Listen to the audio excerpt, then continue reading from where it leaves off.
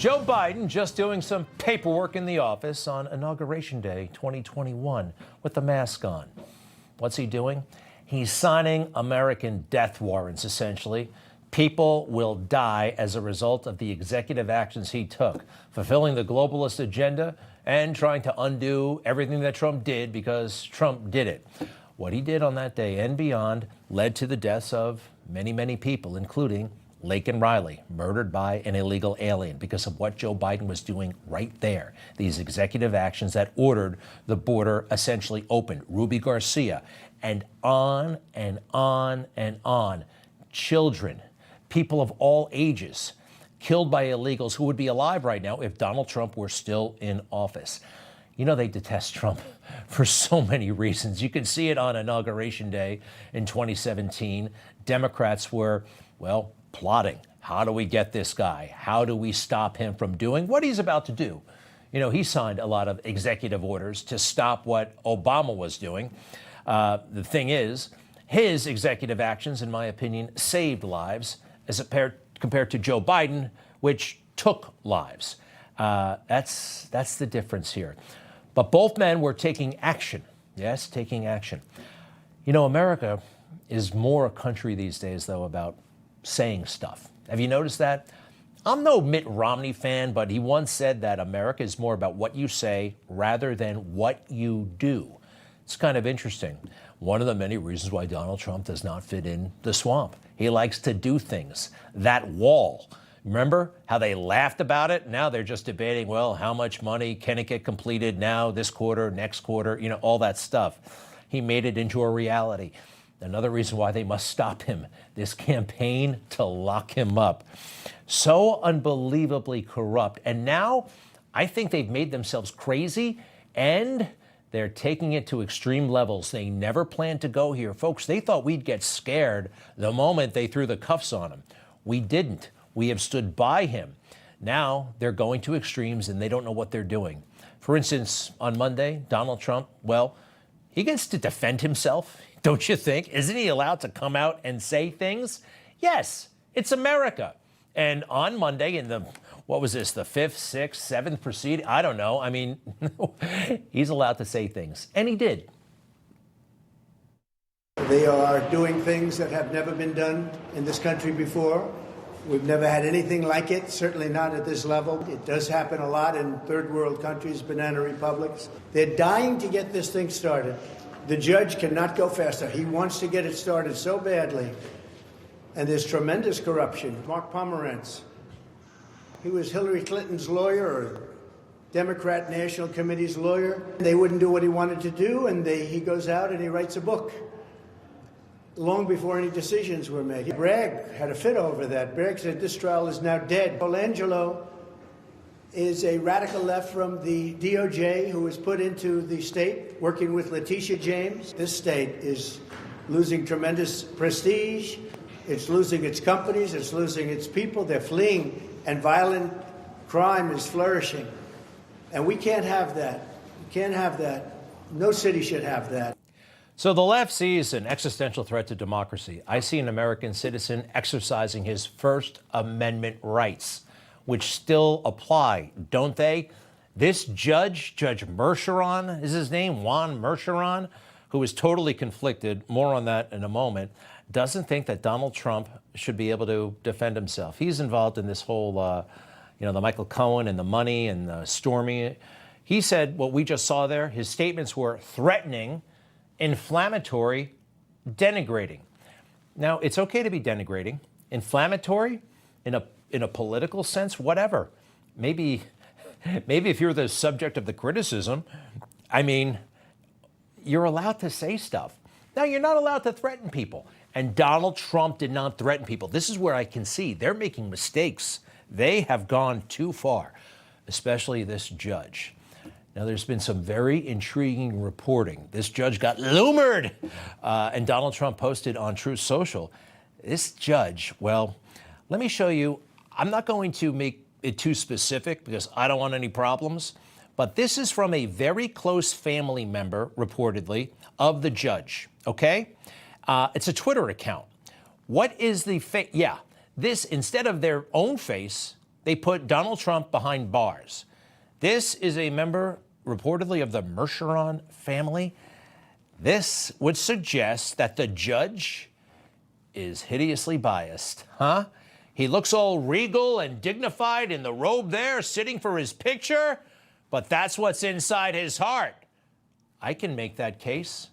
Well, it's somebody in his family, it's not him. Well, the appearances suggest that he is totally unqualified and should be removed from this case. And this is still America, and we're allowed to say that. And so is President Trump. Next. Remember this? 2020. They thought it was the most horrendous thing they had ever seen. A president with a Bible in front of a church. How dare he do something like that? Well, the same crowd has gotten a lot crazier now that Donald Trump has made available to people a Bible. He partnered with the man who sings that great song, Proud to Be an American, Lee Greenwood. And I think this is fabulous. And I think this is the answer to a lot of our problems. And so does President Trump. Religion and Christianity are the biggest things missing from this country. And I truly believe that we need to bring them back, and we have to bring them back fast. I think it's one of the biggest problems we have. That's why our country is going haywire. We've lost religion in our country. This is the kind of statement that would bring together people, mature people in America of both parties. They would agree on something like that 10 years ago, 20 years ago. Now, this is a crazy statement. We'll get to their reaction in a moment. But first, let's hear more about President Trump and this Bible from President Trump. We do not answer to bureaucrats in Washington. We answer to God in heaven. Christians are under siege. We must protect content that is pro-God. We love God, and we have to protect anything that is pro-God. We must defend God in the public square and not allow the media or the left-wing groups to silence, censor, or discriminate against us. We have to bring Christianity back into our lives and back into what will be again a great nation. It's kind of amazing that this is now considered radical speech. This is controversial. People are accusing him of blasphemy. This is the furthest thing. This is beautiful. This is blessed. Next, please. Our founding fathers did a tremendous thing when they built America on Judeo-Christian values. Now that foundation is under attack, perhaps as never before. What can we do? Stand up, speak out, and pray that God will bless America again. I'm proud to endorse and encourage you to get this Bible. We must make America pray again. Pray, get educated, get motivated, and stand with me and the legions of Americans asking God to bless our great nation, to bring our great nation back, and to make America great again. As someone who started reading the Bible relatively later in life, I totally and completely agree. What a beautiful message that should be completely non-controversial. But these are the times we live in, and we have one more message from President Trump. I think you all should get a copy of God Bless the USA Bible now and help spread our Christian values with others. There you have it. Let's make America pray again. God bless you, and God bless the USA. See, in America these days, Christianity, when you bring it up, it's got to be a punchline to a joke, or you got to be telling some dark story about a church and something bad that happened. Joe Biden seems to know that. They bragged about what a devout Catholic he was, but the only time I hear him talk about Christianity is when he's making a joke or bragging about how well he knows the Pope. The historic investments we're celebrating today is in Congressman Boebert's district. When my predecessor, the distinguished, anyway.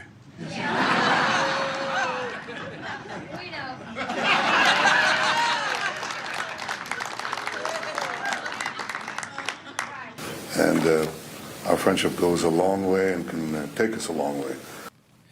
That's cute, right? It's, no, it's not actually. We've learned nothing from Joe about the things that really matter. But back to President Trump and what he said. Yes, the outrage was, I guess, predictable, but I was surprised, even myself, how venomous it was and how wrong, how factually wrong they all were. To this 3-minute sales pitch. And I do wonder how conservative Christians can look in the mirror and support this man. Well, the first thing you'd say is, oh, my God. I mean, it is not only culty, it is grifty. It is so much on brand for Donald Trump. He's commodifying the Bible during Holy Week, that he's selling it for $60. Let us pray here. That's their version of a conservative. Sykes, I think his name is, over there at MSNBC. Here he is bragging about reading the Bible, but I actually don't think he's read the Bible. Sorry. The irony of Donald Trump grifting by selling the Bible during Holy Week, a book that he's obviously never read, and my guess is that he wouldn't recognize the Sermon on the Mount. But the other irony, of course, is that here is Donald Trump, the great defender of Christianity, who is peddling his $60 Bibles while he is getting ready to go in front of a court to face criminal charges for having sex with a porn star who he then had to pay off. So once again, we have irony on irony, that anyone would think that Donald Trump is somehow the King David of our times. King David. I am now familiar enough with the Bible. I'm familiar with King David, who committed adultery and who committed murder and also did great things. God did great things through David. David arose from his bed and walked around on the roof of the king's house. And from the roof, he saw a woman bathing, and the woman was very beautiful in appearance. David sent messengers and took her, and when she came to him, he lay with her. And you know what happens next? Bathsheba got pregnant. There was a husband around, and he had to be sent to battle to die on purpose. Yet David was ultimately forgiven and achieved amazing things. There's so many facts about the case on Trump, by the way, total lies, and we'll talk about that some other time. But these people literally don't know what they're talking about, and they're revealing their ignorance and their malice right in front of our eyes. When I was in Sunday school as a kid, I was taught that the Word of God was something that Christians needed to obey and humble themselves before. The idea that a former president would say that this is the only Bible endorsed by me is the greatest idolatry I think one can conjure. President Trump did not say that. President Trump did not say what he just said he said. And who is this guy? He's a former evangelical who now hosts something called the Straight White American Jesus. It is so anti-Christian, anti-evangelical. Straight White American Jesus gives you some idea about where he's coming from. Woke beyond belief. So they're all trying to laugh about this. And again, they don't get it. They don't understand Trump. They don't understand us. And I'm sorry to say, they don't seem to understand God or Jesus.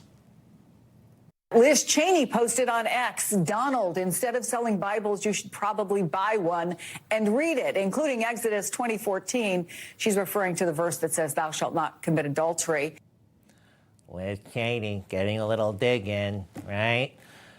Liz Cheney, who lied about January 6th. Her father lied about weapons of mass destruction. I'm trying to do a Liz Cheney voice. That's how she sounds. But all right, so let's go back to the Bible for some lessons, okay? You want to quote the Bible, Liz Cheney? Well, let's go to Matthew. And then it happened that as Jesus was reclining at the table in the house, behold, many tax collectors and sinners came and were dining with Jesus and his disciples. When the Pharisees saw this, they said to his disciples, why is your teacher eating with the tax collectors and sinners? But when Jesus heard this, he said, it is not those who are healthy who need a physician, but those who are sick. But go and learn what this means. I desire compassion and not sacrifice, for I did not come to call the righteous, but sinners. We're all sinners, but we all have access to this.